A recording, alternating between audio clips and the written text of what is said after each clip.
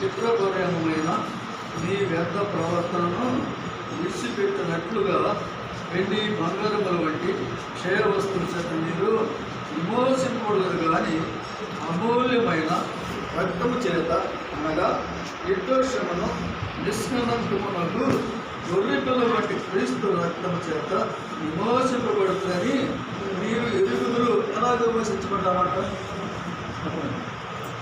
ఎలాగో మనం విమోచించబడ్డాము? గొర్రెపిల్ల రక్తం చేత విమోచించబడటమని మనం జరుగుతుంది.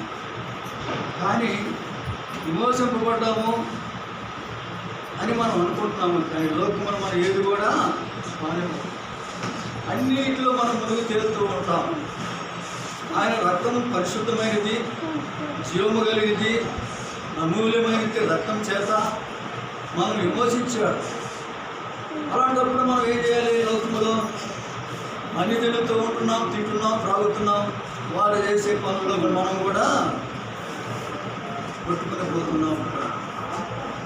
లోకస్తులు ఏ పనులు అయితే చేస్తున్నారో అదే పనులు మనం కూడా మరి కొనసాగే వారంగా ఉంటున్నాం. కాబట్టి అందుకు అంటున్నాడు, చదవండి 18 వచ్చిన ఏమంటున్నాడు?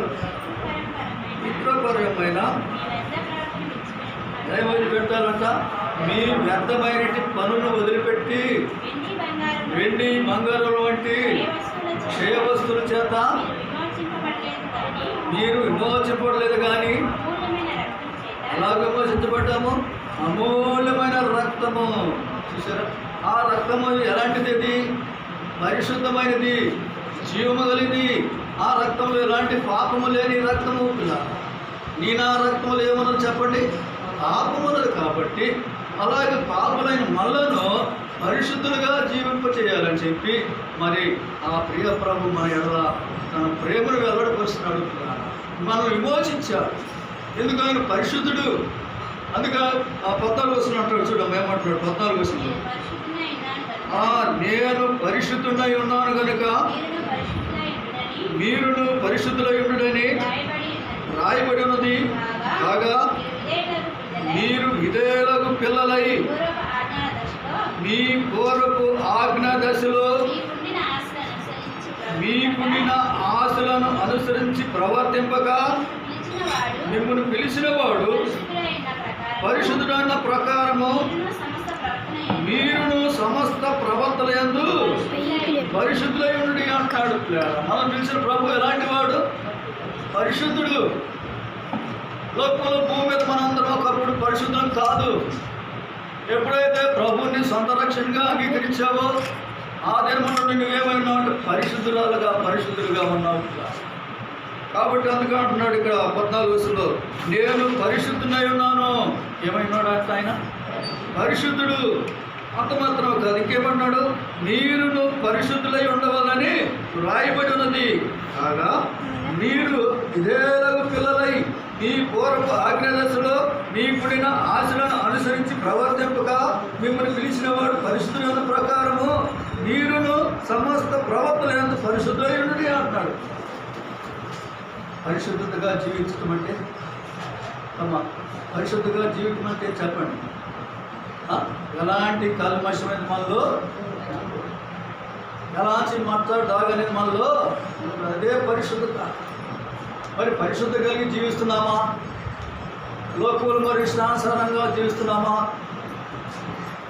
ఆలోచించి నేటి దినాల్లో మనం చూస్తున్నాం. విగ్రహాలు కాడ మరి వారు పెట్టేటి కూడా క్రైస్తవులు చెప్పుకుంటూ ఆదరణ చేసే బిడ్డలే అక్కడికి వెళ్ళి వారు పెట్టే ప్రసాదాలు తీసుకుంటున్నాము. మరి పరిశుద్ధులుగా ఉంటున్నాము, ఆయన సన్నిధిలో రొట్టె రసం తీసుకుంటున్నాము, ఆరాధన చేస్తాము, మంచిదే. కానీ మన జీవితంలో ఎలాంటిదిగా ఉండాలి? పరిశుద్ధమైన జీవితం కలిగి ఉన్న నీవు అపవిత్రమైన దానిలోకి మళ్ళా తిరిగి లోకంలో పడిపోతున్నాము కూడా. కాబట్టి మనం పరీక్షించుకోవాలి. ప్రభు ఏమన్నాడు? నేను పరిశుద్ధుని కనుక మీరును సమస్త ప్రవర్తనయందు పరిశుద్ధులై ఉండు అంటున్నాడు. అంత మాత్రంగా దశలోని పత్రిక 4వ అధ్యాయము చూడండి. 4వ అధ్యాయము 3 చూడండి. 4:3 పరిశుద్ధులు ఒకటి అనగా మీరు జారత్మనకు దూరంగా ఉండితే దేవుని చిత్తము అంటున్నాడు. జారత్మనికి మరి లోకంలో మన ఇష్టానుసారంగా జీవించడానికి దేవుడు మనల్ని ఎన్నుకోదు. పరిశుద్ధులొకటికే దేవుడు మనల్ని పిలుస్తున్నాడు కాబట్టి అందులో ఉంటాడు. మూడవది, మీరు పరిశుద్ధులొకటికే అనగా మీరు జాగ్రత్తలకు దూరంగా ఉండేటే దేవుని చిత్తము. చదువు. మీలో ప్రతివాడును దేవుని ఎరుగని అన్ని జనుల వలె కామాభిలాషి యందు కాక పరిశుద్ధత యందును ఘనత యందును తన ఘటమును ఎట్లు కాపాడుకుని వాళ్ళను అది ఎరుగుంటే దేవుని తన ఘటమును కాపాడుకుంటే దేవుని యొక్క చిత్తము. అదే 7వ చదువు.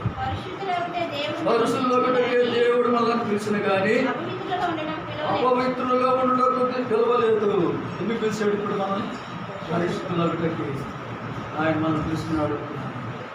ఒకప్పుడు లోకంలో మరి ఎలాంటి వారంగా ఉన్నాము? పరిశుద్ధులు లేని వారంగా ఉన్నాము, దేవుడు లేని వారంగా ఉన్నాము. చూడండి, అదే పేతురు పత్రిక 2వ అధ్యాయము 9వ వచనం చూడండి. పేతురు పత్రిక 2వ అధ్యాయం 9వ వచనం. అయితే మీరు చీకటిల నుండి ఆశ్చర్యకరమైన తన వెలుగులోనికి మిమ్మల్ని పిలిచిన వారి గుణాతి చేయములను ప్రసరము చేయ నిమిత్తము ఏర్పరచబడిన వంశమును రాజులైన యాజక సమూహమును పరిశుద్ధ జనమును దేవుని సొత్తైన ప్రజలమై. అవును, ఇప్పుడు ఎవరి సొత్తు? మనం దేవుని సొత్తు. పూర్వం చీకటిలో ఉన్నట్టు మనలను ఆశ్చర్యకరమైన తన వెలుగులోనికి మనం పిలుస్తున్నాడు కాబట్టి ఆయన పరిశుద్ధుడు. ఎబ్రీ పత్రిక 7వ అధ్యాయము 26 చూడండి. 7:26.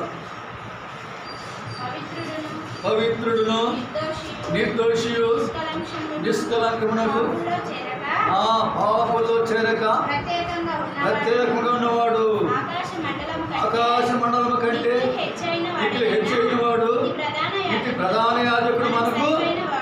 ప్రభు ఎలాంటి వాడు అంట? పవిత్రుడు, నిర్దోషి, నిష్కలంకుడు. అంటే పాపుల్లో చేరక ప్రత్యేకముగా. పాపులతో ఉన్నాడు, తిరిగాడు, తిన్నాడు, కానీ పాపాన్ని అంటకుండా ఉన్నాడు. అదే ఆయన ఉన్నట్టు ప్రత్యేకత, ఆయన ఉన్నట్టు గుణలక్షణం. అది ఈ లోకంలో మనం ఉన్నాం, లోకంలో మన ఇష్టానుసారంగా జీవిస్తూ ఉన్నాం, పాపలో దొరకడున్నాం ఒకప్పుడు. అయితే ఎప్పుడైతే దేవునికి తిరిగి ఆయన మార్గం నడుచుకుంటున్నావో పరిశుద్ధుడిగా మనము జీవించాలి. ప్రభు ఎలాంటి పవిత్రుడు, నిర్దోషి, నిష్కల్మషుడు, పాపులు చేర ప్రత్యేకంగా. 2వ కొరింథీ 2వ అధ్యాయము 7వ అధ్యాయం మొదటి చదవండి. 2వ కొరింథీ 7వ అధ్యాయం మొదటి నుంచి. ప్రియులారా, మనకు ఈ వాగ్దానాలు ఉన్నవి కనుక